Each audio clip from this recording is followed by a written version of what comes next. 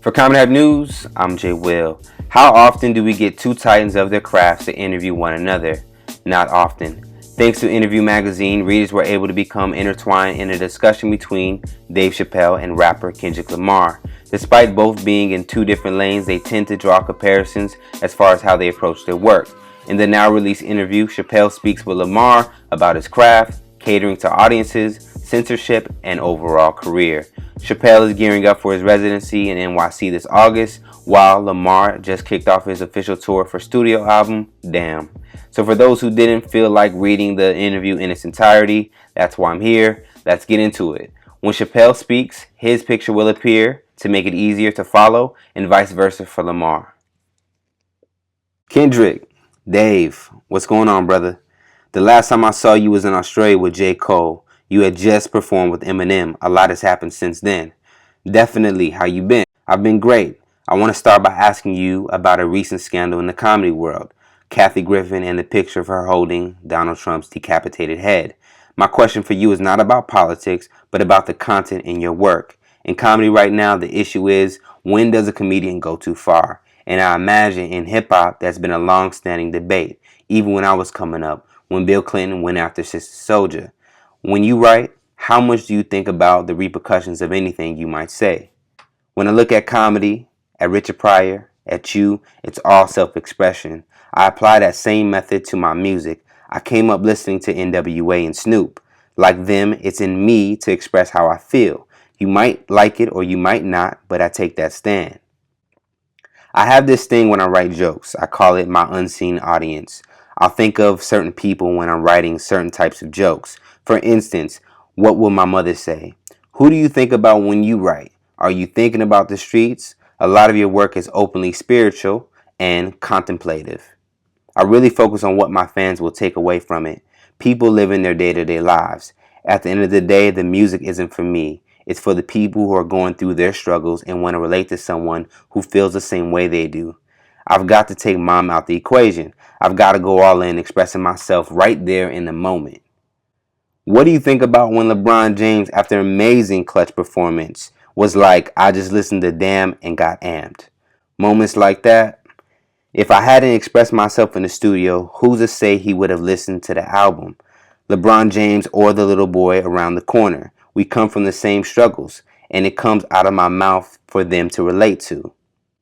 I know you're a big Tupac fan, and Tupac used to talk about this phenomenon as he got successful, that he was out of context. He say, where am I supposed to go? I can't be around the hood anymore, and they don't want me in the Hollywood Hills. Where am I supposed to go?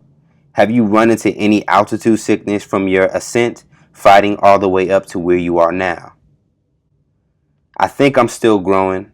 The more people I meet, the more cultures I start to embrace, the more people I open up myself to. It's all a growing process I'm excited about. But it's also a challenge for me to be at this level and still be able to connect with somebody who's living that everyday life. At first, it was something I struggled with because everything was moving so fast. I didn't know how to digest it. The best thing I did was to go back to the city of Compton to touch the people who I grew up with and tell them the stories of people I met around the world. Making To Pimp a Butterfly was me navigating those experiences. I went to Africa and was like, this is something I can enjoy and something I can challenge myself with. Was Africa your oh shit, I made it moment? I went to South Africa, Durban, Cape Town, Johannesburg, and those were definitely the I've arrived shows. Outside of the money, the success, the accolades, this is a place that we in urban communities never dream of. We never dream of Africa. Like, damn, this is the motherland. You feel it as soon as you touch down. The moment changed my whole perspective on how to convey my art. Me and Mos Def argue about this all the time. Mos is on the belief that a person with a platform has a responsibility to other people. It's the old adage, to whom much is given, much is expected. I don't necessarily agree with that. I think some people can make conscious records, and some people can make booty records, and other people can make whatever the fuck they want records. But what do you feel personally when you're making a record? Do you have a mission statement? What, if anything, do you hope to accomplish with your platform? As I've grown as an artist, I've learned that my mission statement is really self-expression. I don't want anybody to classify my music. I want them to say, this is somebody who's recognizing his true feelings, his true emotions, his ideas, thoughts, opinions, and views of the world, all on one record. I want people to recognize that and apply it to their own lives. You know what I'm saying? The more and more I get out to talk to different people, I realize that they appreciate that. Me being unapologetic in whatever views and approach I have. That's the way I like to do it as well. Go for broke.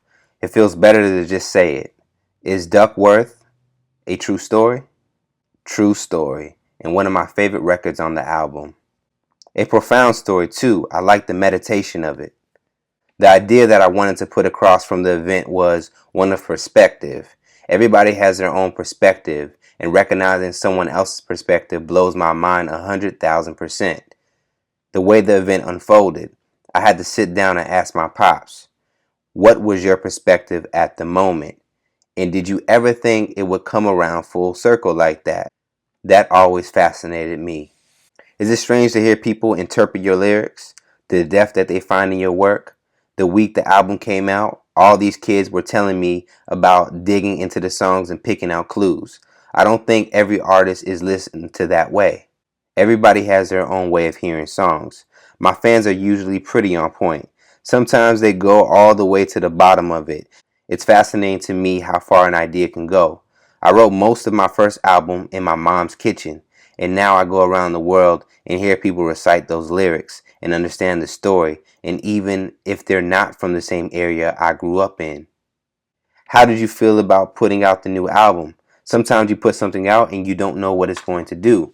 But other times, like a Steph Curry shot, it just feels good when the wrist snaps and it's like, oh, this shit is going in. Are you having fun? Definitely. I'm enjoying that people aren't only listening to the album, but hearing the album. To go on stage and perform that record, that's the most fun I have. I get a full party every night. Do you ever develop a lot of new material from touring? It comes from everywhere. I think now it initially starts on tour. I like to talk to people. I don't care if it's a kid or an 80-year-old woman. I like to talk to people. Then I return to the studio and see what comes together at the end of the day. But it's definitely a process. It seems like you maintain your relationship well. Are you still paying attention to them? Have the changes in your lifestyle made it harder to do that? It would never be easy. There's so many people pulling at me at one time. Some want the business, some want the love, some just want my support, just to be there or to acknowledge them the same way I used to do. To be able to figure that out is an ongoing process because there's always another show, another album, another moment that I don't want to miss. But I'm pacing myself. I hope the powers that be keep me on the straight course. From the outside looking in, you're doing beautiful, man. Your work is great and you seem grounded and centered and focused. When I was your age, I used to fuck up all the time. Hopefully, I can catch one of your shows on the road. I heard nothing but good things. As a matter of fact, the first time I heard about you was through Mos, who told me years ago, you got to watch this kid. Mos gave me a lot of game early on. A lot of game. He said to me that you're the one. Turns out, he was right.